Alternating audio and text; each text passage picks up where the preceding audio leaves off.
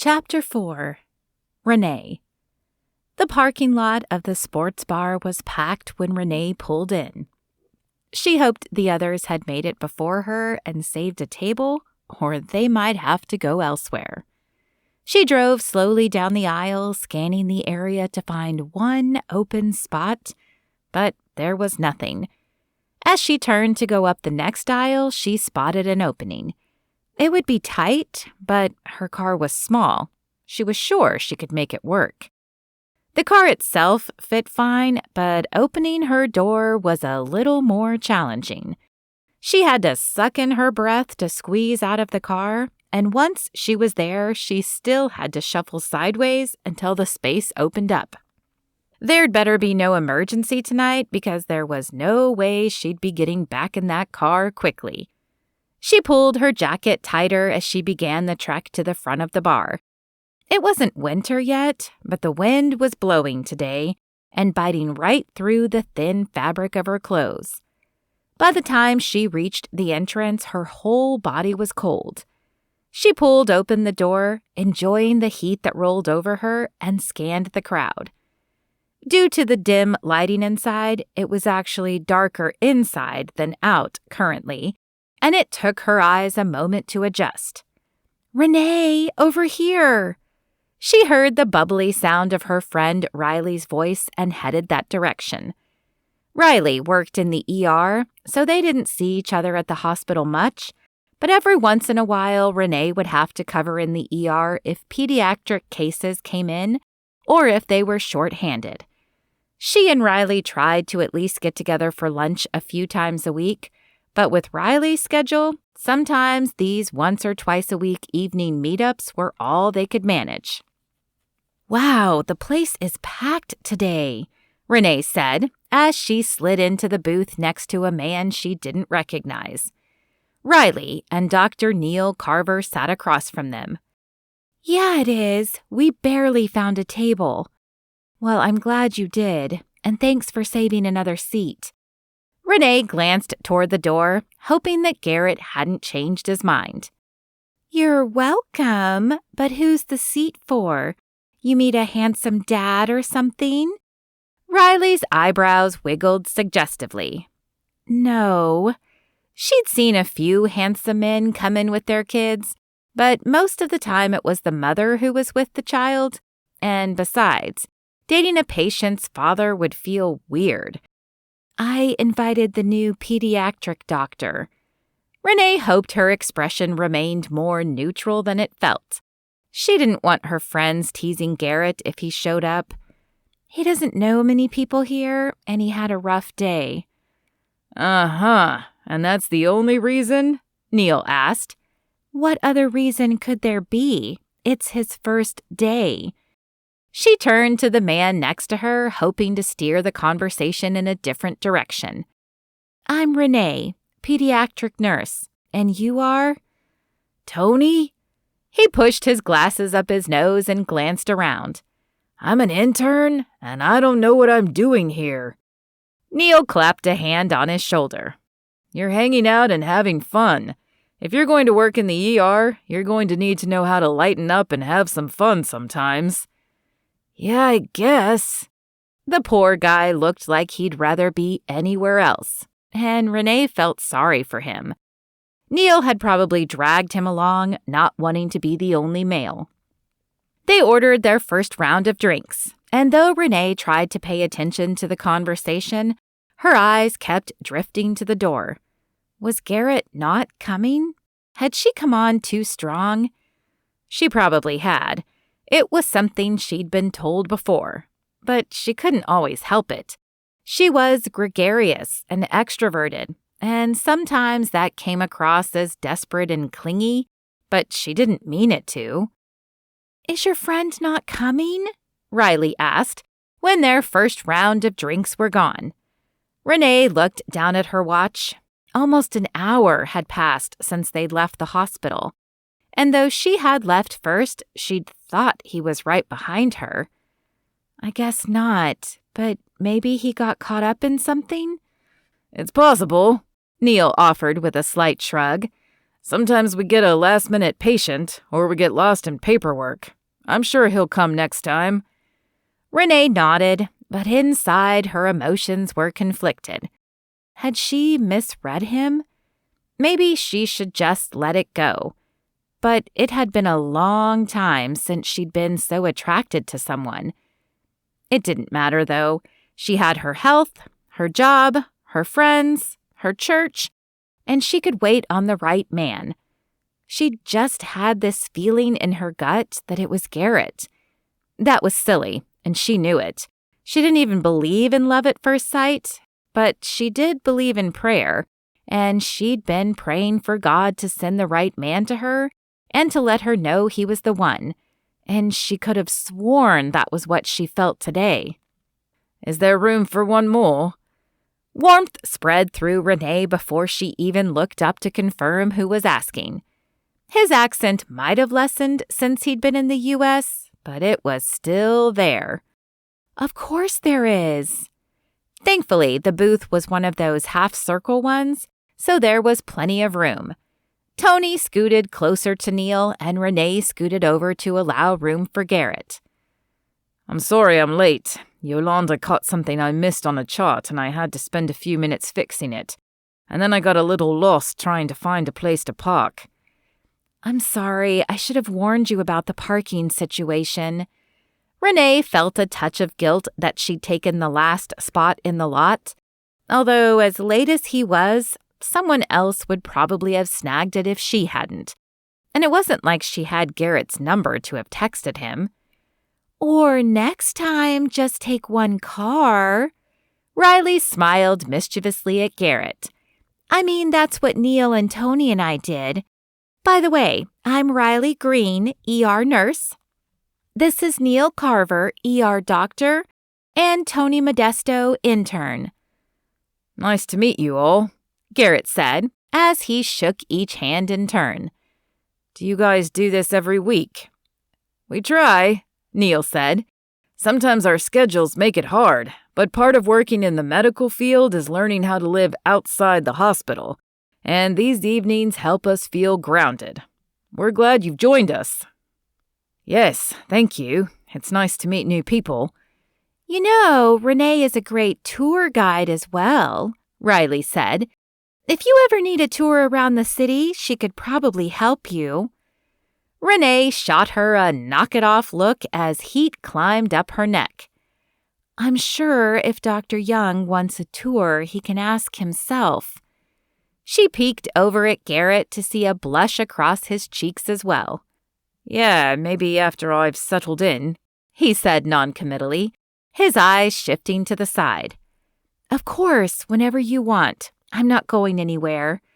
The words tumbled out of Renee's mouth in a rush, and she mentally kicked herself for sounding so lame. If she wanted a chance with this guy, she needed to pull herself together. The conversation eased into a friendly banter back and forth after that, and though Garrett didn't order a drink, he did seem to enjoy himself. It was over an hour later when he glanced at his watch and sighed. "I better get going. I still have a ton of unpacking to do." "I'll walk out with you," Renee said. "I need to get home as well." She did not miss the conspiratorial smile that Riley sent her, but thankfully she said nothing this time. "It was nice to meet you all," Garrett said as he stood. "You too. Hopefully we'll see you again," Neil said, and Garrett nodded before leading the way to the door. When they stepped outside, he turned to Renee. "Your friends seem nice. Thanks again for inviting me." "No problem. I'm glad you came." Renee smiled and then shivered. It had been warm inside the restaurant, but an intense chill had crept into the air while they'd been inside. "You're cold. Tell me where your car is and I'll walk you to it." Renee pulled her coat tighter around her and pointed to the left. "It's over there, but you don't have to walk me to it." "I know I don't have to. I'm offering to," Garrett said with a smile. "Now let's go." When they reached her car, Renee unlocked it and then paused. She wanted to spend more time with Garrett, but would it be too much for tonight? After all, he had said he needed to get home to unpack, and no matter how she tried to phrase the question in her mind, it sounded lame. "Thank you for the escort," she said instead, putting the ball into his court. "You're welcome. See you tomorrow." "Sure." It wasn't a continuation of the night, but it was a step, and she would take it. The sun was setting as Renee pulled into the parking lot of her apartment. Dark shadows danced across the pavement, but even that couldn't deter the fluttering in her heart. She felt more awake and alive than she had in ages, and she was fairly certain that was due entirely to Garrett Young. From the moment she'd laid eyes on him in the elevator, she'd been drawn to him, and she couldn't help but wonder if this was God answering her prayer. As she replayed the evening in her head, the soft crunch of gravel beneath approaching footsteps grabbed her attention, and she turned to find her neighbor Chris, a lanky young man with thick glasses and an unkempt mop of hair, shuffling towards her. They had exchanged words only a few times, and even then it was generally a hello and how are you doing? Pleasantries that were said in passing but rarely required an answer. "Hi, Renee," he stammered, pushing his glasses up the bridge of his nose as he came to a halt beside her. I saw you come home and, I thought maybe we could, chat for a bit." His voice was thin and reedy, not quite the sound of nails on a chalkboard, but close enough that it sent a shiver down Renee's spine. She had always been friendly towards him, offering polite greetings and the occasional small talk in passing, but this was the first time he had ever actively sought her out for a conversation. "Sure," she said cautiously, forcing a smile as she searched for some excuse to end the conversation quickly and retreat to the safety of her home. "What's on your mind?" You, were late coming home from the hospital today." His eyes darted to her face before skittering away. "Is everything okay?" Renee's brow furrowed as she processed his words.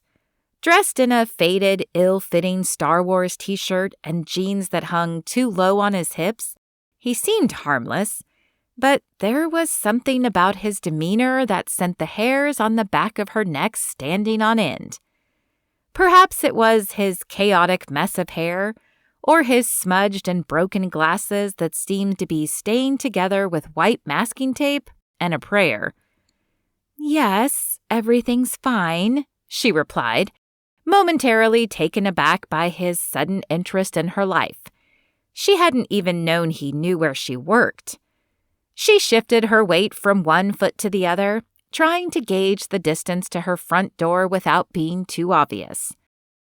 "I was just decompressing with some colleagues, actually." "Oh, right." He shuffled his feet, clearly struggling for something else to say. "Must have been fun?" "Yeah, I guess it was." Renee attempted to feign enthusiasm with a nod while she discreetly edged towards her house. Part of her felt guilty for wanting to escape the conversation so badly, but another part, a more primal, instinctual part, urged her to put as much distance between herself and this unexpected encounter as possible. "Hey, speaking of celebrations," he continued, seemingly oblivious to her discomfort. "My cousin's having a party next week, and I was wondering, would you like to come with me as my, guest?" Renee was surprised at the invitation. They'd rarely spoken more than a wave of greeting, and while she wanted to be friendly, she could not ignore the sense of unease that had settled in her gut. "I'm flattered, but I don't think I can. My schedule at the hospital makes it hard for me to plan things like that." "Oh, okay. I understand." Chris's voice faltered as he adjusted his thick-rimmed glasses. "It's just that my cousin's really excited about it, and I thought you might enjoy it too. He fidgeted with the hem of his shirt, his eyes shifting between the ground and her gaze. Renee bit her lip, torn between sympathy for her socially awkward neighbor and a strong desire to retreat into the safety of her home. She offered him a weak smile, hoping her body language would convey her need to end the conversation. "I'm sure it will be a great party," she said, taking a step back toward her door. "I appreciate the offer, but I can't. I'm sure you'll have fun, though." Yeah, no problem," he stammered, his cheeks flushing a bright shade of red. "Maybe next time?" "Maybe," Renee agreed noncommittally, reaching behind her to grasp the doorknob. She could feel her heart racing in her chest, the uneasy feeling refusing to dissipate despite the seemingly harmless nature of their interaction. "Okay then, have a good night, Renee," he mumbled, finally taking a step back and giving her some much-needed space. "Good night," Renee replied with relief, quickly inserting her keys, turning the doorknob, and stepping into her apartment. As she shut the door behind her, she couldn't help but feel a mix of guilt and unease. Had she overreacted, or was there something more to her neighbor's sudden interest in her life? Surely it was nothing. She dropped her purse down on the entryway table, her hands trembling slightly. As much as she wanted to believe that he had simply been attempting to be friendly, she couldn't help but feel that there was something off with the encounter. "Hey, I didn't hear you come in," her roommate Emma said as she padded into the kitchen. "Is everything okay?" "I don't know," Renee said, shaking her head. She walked to the table and sat down. "I just had a weird encounter with our neighbor, that Chris guy, the tall, lanky one with glasses." Emma froze for a second and then turned around slowly, a can of LaCroix in her hand. "Yeah, I know Chris. He's awkward, but I think he's harmless. What happened?" Renee shivered. "Well, first he asked me why I was home late, which was weird. Who knows their neighbors' schedules like that? Do you think he's stalking me?" "I'm sure it's nothing like that," Emma said slowly, as she opened the sparkling water and sat down across from Renee. "I think he's just really lonely, so he spends a lot of time watching what happens around here." Emma's words didn't sound all that convincing. "Yeah, well, then he invited me to his cousin's party. Also creepy. I barely know him, and I definitely don't know his cousin. I can understand that, but try not to freak out too much about it. He probably just wanted someone to talk to." Emma was training to be a therapist, so she often tried to analyze behavior. But Renee trusted her gut, and it was telling her to stay far away from Chris. "Yeah, I guess I can understand that." She paused for a moment to clear the encounter with Chris from her mind. "I'm glad I have you, because I have to tell you about my day." "Oh, really? Did you meet a hot dad?" Because Renee barely had time to meet anyone outside of her work, Emma was convinced that a single dad would be in her future. But Renee doubted that. "No, but you know how I've been praying that God would send the right man into my life?" Renee smiled as she pictured Garrett's dark hair and sexy stubble. "Yeah."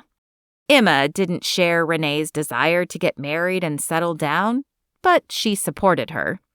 "Well, I met someone today that I am hoping is the answer to my prayer." Emma rolled her eyes. "You don't believe in love at first sight, remember?"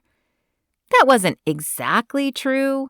Renee didn't believe in insta-love, but she did believe that people could have gut feelings when they met the right person, and she'd definitely had a gut feeling today. "I didn't say I was in love with him. I said I think he might be God's answer to my prayer." "Right." Emma drew the word out in a scoffing manner. Well, tell me about Mr. Wonderful then. Renee pulled one leg under her as she shifted in the chair. His name is Garrett Young. He has these amazing blue eyes and dark hair, and he's English. Oh, now I understand, Emma said, chuckling. Though they'd only been roommates for a year or so, Renee had forced her to watch all the famous British movies with her. Sense and Sensibility, Pride and Prejudice, etc. And she'd shared many times how much she loved the British accent. She'd even broken into a British accent a few times, a lingering remnant of her high school theater days. I don't like him because he's British. That just happens to be a bonus.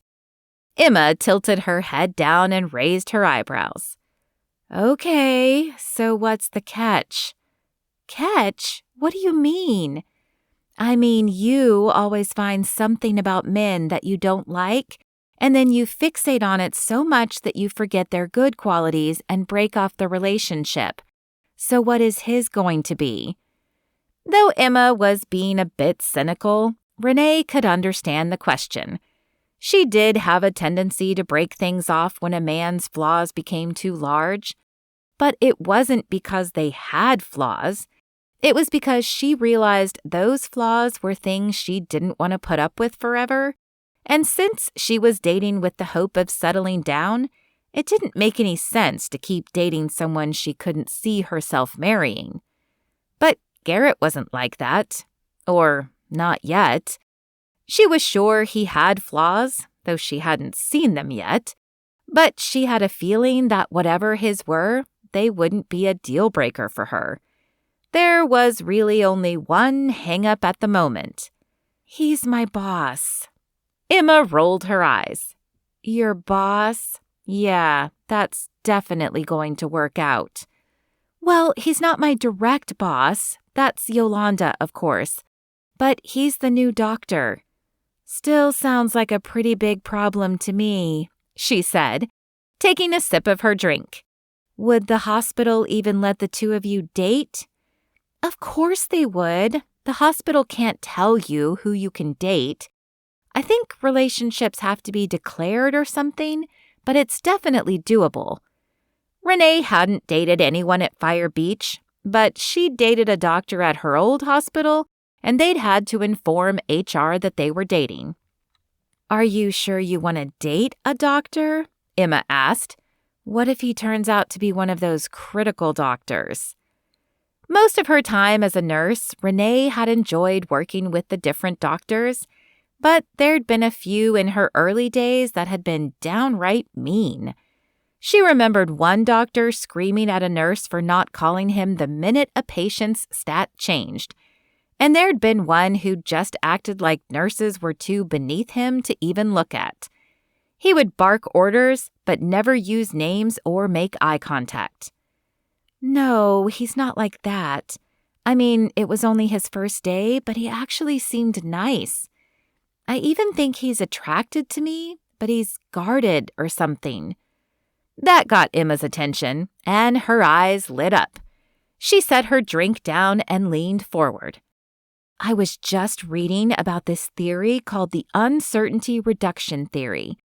Maybe he's not acting the way you expect him to because he's dealing with uncertainty around the new job. Give him time to get to know you and maybe find out about his interests. The more you can show you have in common with him, the more likely he'll be to ask you out. Good idea. Thanks. Renee could do that. She was good at getting people to open up. And even if she couldn't get Garrett to open up to her, she knew enough people that moved the gossip along that she could find out what he liked. Renee's hand covered her mouth as she tried to stifle a yawn. Okay, I have to turn in now. The work alarm comes too early in the morning, but I'll tell you how it goes. Good luck, Emma said, lifting her can in salute. Renee changed into pajamas and brushed her teeth, but as she crawled into bed, the feeling of unease crept over her again. It seemed determined to follow her into her dreams. Even as she slipped beneath the covers and closed her eyes, she found herself listening for any unusual sounds outside her window, for any sign that Chris might be watching her from the shadows.